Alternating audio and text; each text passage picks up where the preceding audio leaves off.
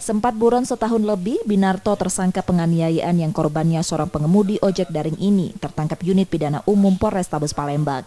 Tersangka tertangkap setelah ditangkap di kediamannya di Jalan Pangeran Ratu, Kelurahan 15 Ulu, Jakabaring, Palembang. Pada polisi, tersangka mengaku melakukan penganiayaan karena marah melihat anak perempuannya yang berusia 5 tahun tertabrak korban Januari tahun 2021 lalu.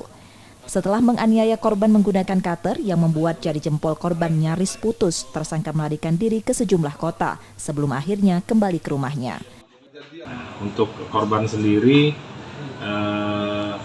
dia untuk laka lantasnya juga sudah diproses dan vonis dia menjalani hukuman 8 bulan dan dia juga melaporkan ke kita 351 kita dilaporkan karena korban kena oleh pelaku itu dipakai silet cutter ya, pakai pisau cutter itu. Pada saat kejadian beribut, pelaku ngambil ke jok motor ada cutter sehingga putuslah depan jempol ini sebelah kanan.